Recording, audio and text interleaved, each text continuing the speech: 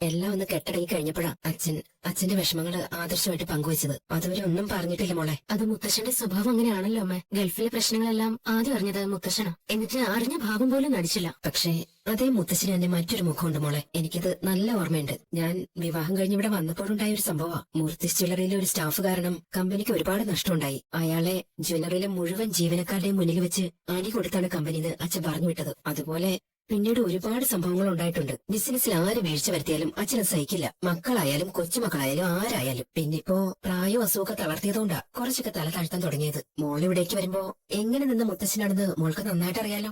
അറിയാം ഇരട്ടത്താപ്പുള്ള മുത്തശ്ശനാണെന്ന്. ഇന്നെ ഏൻ ജ്വല്ലറിയുടെ MD Davis sir ജ്വല്ലറിയുടെ ഓഫീസിലേക്ക് വിളിച്ചിരിക്കുക. അദ്ദേഹമായിട്ട് ഞാൻ ഫോണിൽ മാത്രമേ സംസാരിച്ചിട്ടുള്ളൂ. ഇത് ആദ്യമായിട്ടാണ് ഞങ്ങൾ തമ്മിൽ കാണുന്നത്. മനഃപൂർവ്വം ഈ വീട്ടിലുള്ളവരെ തോൽപ്പിക്കാനാണോ നീ ശ്രമിക്കുന്നത്? ഞാൻ ആരെയും തോൽപ്പിക്കാൻ ശ്രമിക്കുന്നില്ല, ആരെയും പറഞ്ഞ് തിരുത്താനും ശ്രമിക്കുന്നില്ല. ഞങ്ങൾക്ക് ജീവിക്കണം. എന്റെ ഭർത്താവ് ഇപ്പോഴേ പാപ്പര. അവന് പ്രത്യേകിച്ച് ജോലിയൊന്നുമില്ല. മറ്റുള്ളവരുടെ മുന്നിൽ കൈനീട്ടാതിരിക്കാൻ വേണ്ടിയാ ഞാൻ എനിക്ക് ഇഷ്ടപ്പെട്ട പ്രൊഫഷൻ ചൂസ് ചെയ്തത്. മുത്തശ്ശൻ ചേച്ചിയെ കാണുന്നതിന് മുന്നേ ചേച്ചി പോവാൻ നോക്ക്. മുത്തശ്ശൻ കണ്ടാലെന്താ കുഴപ്പം? മുത്തശ്ശന്റെ ചട്ടവും നിയമമൊക്കെ അതേപടി അനുസരിച്ചിട്ടാ ഞാൻ ഇത്രയും കാലം ഇവിടെ ജീവിച്ചത്. അദ്ദേഹത്തോട് എനിക്കൊരു ബഹുമാനം ഉണ്ടായിരുന്നു. എന്നാൽ മുത്തശ്ശൻ മൂത്ത കൊച്ചുമോനോട് സ്വാർത്ഥത കാണിച്ചതോടെ ഇനി പഴയ പോലെ പോകുന്നത് ശരിയല്ലാന്ന് എനിക്ക് തോന്നി. ഇനി അതിന്റെ പേരിൽ എന്നെ പുറത്താക്കുന്നെങ്കിൽ പുറത്താക്കിക്കോട്ടെ. എന്നാലും ഞാൻ എന്റെ ഇഷ്ടത്തിനനുസരിച്ച് ജീവിക്കത്തുള്ള അമ്മായി. അത് ഞാൻ എന്ത് പറഞ്ഞാലും ശരി. നീ കണ്ടില്ലേ നിന്റെ മരുമോളുടെ വേഷം കെട്ടല്? ഏട്ടത് കുറച്ച് ഓവർ ആവുന്നുണ്ട് കേട്ടോ. പുറത്തു പോയി പഠിച്ചിട്ട് വന്നപ്പോഴേക്കേ നാത്തൂന്റെ സ്വഭാവം അങ്ങ് മാറിയോ? നീ ഇപ്പൊ നിന്റെ അമ്മയെ അഭിയൊക്കെ ആണല്ലോ കുറ്റപ്പെടുത്തുന്നത്. അവരുടെ ഭാഗത്ത് കുറ്റമുള്ളതുകൊണ്ട് തന്നെയാണ് അങ്ങനെ ഞാൻ കുറ്റപ്പെടുത്തുന്നത്. അപ്പൊ നിന്റെ ആദർശേട്ടൻ ചെയ്ത പ്രവൃത്തിയൊന്നും നിനക്കറിയില്ലേ? ആദർശേട്ടൻ അറിഞ്ഞുകൊണ്ട് ഒരു തെറ്റും ചെയ്തിട്ടില്ലെന്ന്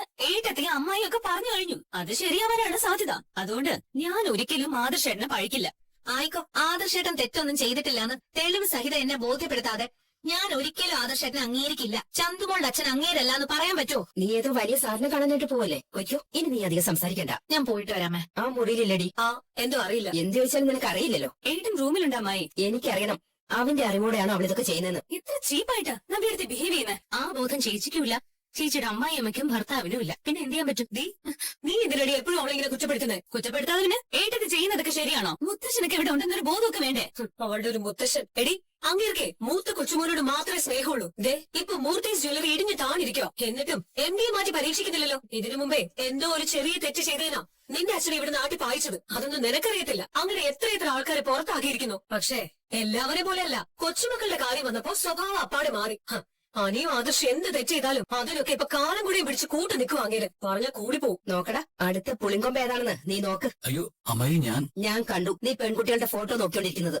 അല്ല, ഇനി ഏതവളെ നീ വലവീശി പിടിക്കാനിരിക്കുന്നത്? അതെന്തെങ്കിലും ആയിക്കോട്ടെ. നിന്നോട് ഞാൻ പറഞ്ഞല്ലേ നവ്യ ഈ കയറൂരി വിടരുതെന്ന്. എന്നിട്ട് അവള് തന്നിഷ്ടത്തിന് പോയിരിക്കുവാ. നീ കണ്ടില്ലേ പോകുന്നത്?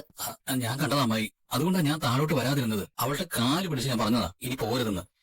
നീ ഒരിക്കലും പറഞ്ഞു കാണത്തില്ല. നീ തന്നെയായിരിക്കും അവളെ മനഃപൂർവ്വം പറഞ്ഞു വിട്ടതും. ഞാൻ അങ്ങനെ ചെയ്യൂ അമ്മായി. നീ അങ്ങനെ ചെയ്യൂ. നീ മാത്രമല്ല, നിന്റെ അമ്മയും അങ്ങനെ തന്നെയാ. അവളെ മുൻനിർത്തിയാ നീയും നിന്റെ അമ്മ ഇപ്പൊ കളിക്കുന്നത് തന്നെ. അപ്പോഴും നിന്റെ ഭാഗത്ത് തെറ്റെന്താണെന്ന് രണ്ടുപേരും ചിന്തിക്കുന്നേയില്ല. അതറിയാവുന്നതുകൊണ്ട് നമ്മുടെ എതിരാളികളുടെ പരസ്യം ചെയ്യാൻ പോകരുതെന്ന് ഞാൻ ഒരുപാട് തവണ അവളോട് പറഞ്ഞു നോക്കിയതാ. പക്ഷേ അവൾ ഒരുതരം പ്രതികാര ബുദ്ധിയോടെ പോയിക്കൊണ്ടിരിക്കുന്നത്.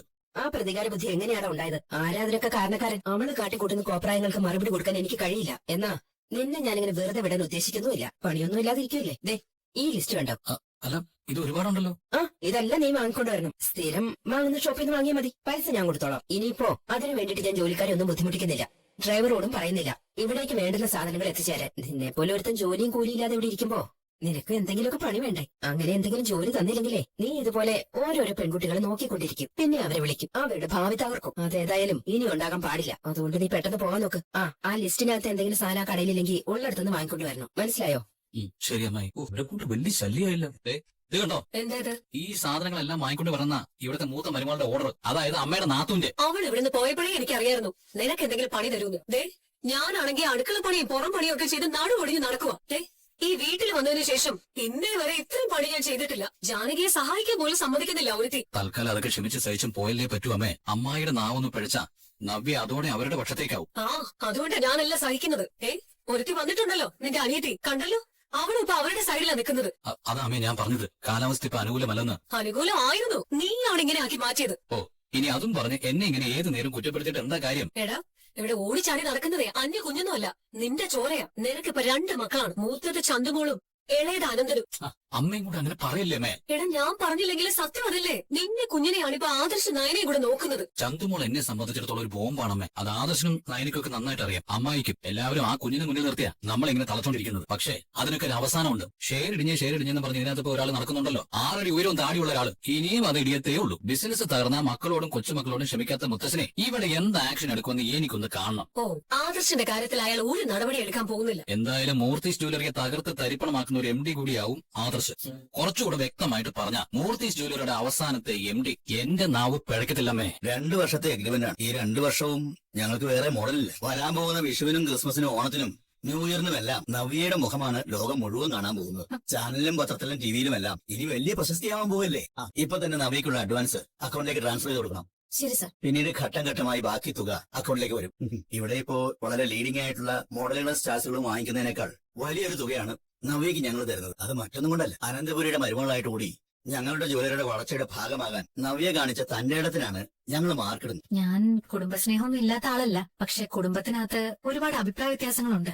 മനസ്സിലായി. ഞങ്ങൾ ബിസിനസ് ചെയ്യുന്ന സമയത്ത് മൂർത്തീസ് ജ്വല്ലറിയെ കുറിച്ച് മാത്രമല്ല, ആ ഫാമിലിയെ കുറിച്ച് ശരിക്കും സ്റ്റഡി ചെയ്തിട്ടാണ് ഈ ഫീൽഡിലേക്ക് ഇറങ്ങി തിരിച്ചിരിക്കുന്നത്. അവിടെ എന്ത് പൊളിറ്റിക്സ് ഉണ്ടായാലും നവ്യ വിഷമിക്കണ്ട. ഞങ്ങളുടെ വളർച്ചയുടെ ഭാഗമായി നിന്നവരൊക്കെ ഞങ്ങൾ സംരക്ഷിച്ചിരിക്കും. ഇനിയിപ്പോ ഇതിന്റെ പേരിൽ നവ്യക്ക് കുടുംബം വിട്ട് അനന്തപുരി തറവാടിന്റെ പുറത്തേക്ക് ഇറങ്ങേണ്ടി വന്നാലും അതൊരു ടെൻഷനായി കാണണ്ട. നിങ്ങൾക്ക് താമസിക്കാൻ ഒരു പുതിയ വില്ല അടുത്ത നിമിഷം തന്നെ ഞങ്ങൾ നിങ്ങൾക്ക് വേണ്ടി കണ്ടെത്തിയിരിക്കും. എന്നോട് അത്യാവശ്യമായിട്ട് ഇങ്ങോട്ട് വരണമെന്ന് പറഞ്ഞപ്പോ ഇങ്ങനെ ഒരു എഗ്രിമെന്റ് സൈൻ ചെയ്യാനാണെന്ന് ഞാൻ കരുതിയില്ല സർ. ഇവിടെ മാത്രം ഒതുങ്ങി നിൽക്കുന്ന ഒരു ജ്വല്ലറി അല്ല AM ജ്വല്ലറി. അത് ഗൾഫിലും വിദേശ രാജ്യങ്ങളിലും ഒക്കെ വേരുകളുണ്ട്. അവിടെ എല്ലാം നവ്യ തന്നെയായിരിക്കും ഞങ്ങളുടെ മോൻ. എന്ന് വെച്ചാൽ ജ്വല്ലറിയുടെ വളർച്ചയ്ക്കനുസരിച്ച് നവ്യയ്ക്കും വളർച്ച ഉണ്ടാവുമെന്ന് അർത്ഥം. പക്ഷെ ഒരു കാര്യം, ഈ 2 വർഷം എത്ര ഡിമാൻഡ് ഉണ്ടെങ്കിലും മറ്റ് കമ്പനികളുടെ പരസ്യങ്ങളൊന്നും ചെയ്യും. അതായത് മൂർത്തീസ് ജ്വല്ലറിയുടെ പോലും. ഒരിക്കലുമില്ല സർ. ഒരു വിഷമഘട്ടം വന്നപ്പോ എന്നെ പിടിച്ചു നിർത്തിയത് സാറിന്റെ ജ്വല്ലറിയാണ്. അതിന്റെ നന്ദി ഇനി മരണം വരെ എനിക്ക് AM ജ്വല്ലറിയോട് ഉണ്ടായിരിക്കും.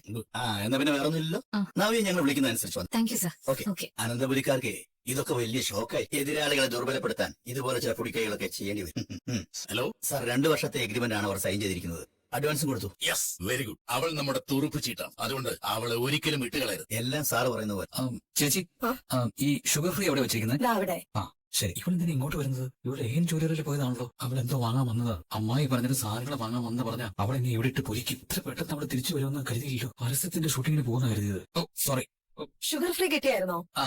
എടുത്തു. ആ. കള്ളന്മാരെ പോലെ നടക്കേണ്ട അവസ്ഥയായല്ലോ. ഭാര്യ ഒരു സൈഡില്, അമ്മായി ഏട്ടത്തി വേറൊരു സൈഡില്. ജീവിതത്തിൽ ഇങ്ങനെ ഒരു പരീക്ഷണം ഉണ്ടായിട്ടില്ല. അല്ല നവ്യോ, അല്ല നീ എന്താ ഇവിടെ? അത് തന്നെ ഞാനും ചോദിക്കുന്നത്. നീ എന്താ ഇവിടെ? അല്ല എനിക്ക് കുറച്ച് സാധനങ്ങൾ വാങ്ങിക്കാനുണ്ടായിരുന്നു. ഇന്നെ AM ജ്വല്ലറിയുടെ MD വിളിച്ചതേ 2 വർഷത്തേക്കുള്ള പരസ്യത്തിന്റെ എഗ്രിമെന്റ് സൈൻ ചെയ്യിപ്പിക്കാനാ. ഇനി അത്രയും നാള് ഞാൻ അവരുടെ മോഡൽ വലിയൊരു തുക അഡ്വാൻസ് ആയിട്ട് കിട്ടി. അതുകൊണ്ട് നല്ലൊരു പർച്ചേസ് നടത്താനാ ഞാനും വന്നത്. അതെ, ആ സമയത്ത് നിന്നെ കണ്ടത് എന്തുകൊണ്ട് നന്നായി. അല്ല, നീ ഒരുപാട് സാധനം വാങ്ങിച്ചിട്ടുണ്ടല്ലോ. അത്യാവശ്യം വേണ്ടതൊക്കെ വാങ്ങി. അമ്മയും അവന്തിയും പറഞ്ഞ സാധനങ്ങളൊക്കെ വാങ്ങി. ഞാനിന്ന് വിജയിച്ചു വന്ന ദിവസം അത് നിന്നോട് ആദ്യം പറയണമെന്നുണ്ടായിരുന്നു. അപ്പൊ ആഗ്രഹിച്ചതുപോലെ തന്നെ നീ മുന്നിൽ വന്ന് പെട്ടു. അത് നമ്മുടെ രണ്ടുപേരുടെ മനസ്സ് ഒരുപോലെ ചിന്തിക്കുന്നോണ്ടാ. നീ അരികിൽ ഉണ്ടായിരുന്നില്ലെന്ന് ഞാൻ ഓർത്ത നിമിഷം തന്നെയാ നീ വന്നത്. എന്നാ പിന്നെ നിനക്ക് ആവശ്യമുള്ളൊക്കെ എടുത്തു. എന്റെ പർച്ചേസ് ഏതാണ്ട് തീരാറായി. ശരി. ഓ, ഇനി അമ്മായി ആകാശം മുട്ടൊരു ലിസ്റ്റ് തന്നെ എന്നെ അയച്ചാണെന്ന് പറഞ്ഞ ആകെ കുഴഞ്ഞത് തന്നെ. ഇവിടെ എന്നെ കൊല്ലും. എന്താടാ, ഇറങ്ങുന്നില്ലേ? ഇറങ്ങാം. ഓ, AM ജ്വല്ലറിയായിട്ട് പുതിയ കരാർക്ക് ഒപ്പിട്ടു 2 വർഷത്തേക്ക്. അതിന് ഞാൻ ഒട്ടും പ്രതീക്ഷിക്കാത്ത ഒരു തുകയും കിട്ടി. ഇരിക്കുന്ന കൊമ്പ നീ ഇപ്പൊ വെട്ടിക്കൊണ്ടിരിക്കുന്നത്. ആയിക്കോട്ടെ, ഞാൻ മൂക്കിടിച്ച് വീണോട്ടമ്മായി. എന്നാലും എന്റെ സ്റ്റാൻഡ് ശരിയാണെന്ന് തോന്നിയാ ഞാനത് ചെയ്തിരിക്കും. ആയിക്കോട്ടെ. അല്ല, ഇവനെവിടുന്നാ നിനക്ക് കിട്ടിയത്? പൈസ കിട്ടിയ സന്തോഷത്തിൽ പർച്ചേസ് ചെയ്യാൻ ഷോപ്പിലേക്ക് പോയപ്പോ ഇവനവിടെ ഉണ്ടായിരുന്നു. ഓ, അത് ശരി. എടാ, നീ പറഞ്ഞ സാധനം എല്ലാം വാങ്ങിച്ചോ? അത് ശരി. അപ്പൊ അമ്മായിക്ക് സാധനം വാങ്ങാനാണോ നീ അങ്ങോട്ട് വന്നത്? ഞാൻ പുറത്തോട്ട് പോകുന്നു പറഞ്ഞപ്പോ അമ്മായി കുറച്ച് സാധനം വാങ്ങാൻ പറഞ്ഞായിരുന്നു. അപ്പൊ പിന്നെ എന്തായാലും പുറത്ത് പോകില്ലെന്ന് പറഞ്ഞിട്ട് ഞാൻ. മതി, എനിക്ക് മനസ്സിലായി. നിനക്കേ ഉള്ളു ഇപ്പൊ ജോലി ഇല്ലാത്തത്. എനിക്ക് അത്യാവശ്യം ജീവിക്കാനുള്ള ജോലിയുണ്ട്. നമ്മൾ പ്രതീക്ഷിക്കാത്ത പണവും കിട്ടിക്കഴിഞ്ഞു. പിന്നെ നീ നിന്റെ അമ്മയും ഇവിടെ ആരുടെ അടിമയാവേണ്ട ആവശ്യമൊന്നുമില്ല. എന്ന് വെച്ച് എന്റെ അമ്മായിയല്ലേ? അമ്മായി പറയുമ്പോ അതെനിക്ക് നിരസിക്കാൻ പറ്റുമോ? അമ്മായിക്ക് പറയാനോട് വേറെ ആൾക്കാരുണ്ടല്ലോ. മോനും മോനെ പോലെ സ്നേഹിക്കുന്ന വേറെ ഒരുത്തനും ഉണ്ടല്ലോ. അവർക്കൊക്കെ ജോലി കഴിഞ്ഞ് വരുന്ന സമയത്ത് ഇതൊക്കെ വാങ്ങിച്ചോണ്ട് വന്നൂടെ? ഇതിന് മുൻപ് അമ്മായി ഇതുപോലെ ആരെയും കടയിലേക്കൊന്നും പറഞ്ഞു വിടാറില്ലായിരുന്നല്ലോ. ഇവിടുന്ന് ഒരു ലിസ്റ്റ് അയച്ചു കൊടുത്തു കഴിഞ്ഞാൽ കടക്കാർ സാധനങ്ങൾ ഇവിടെ എത്തിക്കായിരുന്നല്ലോ. ആ സിസ്റ്റം ഒക്കെ മാറ്റി ഇനി പുറത്തു പോകുന്നതും ഈ വീട്ടിലേക്കുള്ള സാധനങ്ങളൊക്കെ വാങ്ങിക്കുന്നതും ഇവനായിരിക്കും.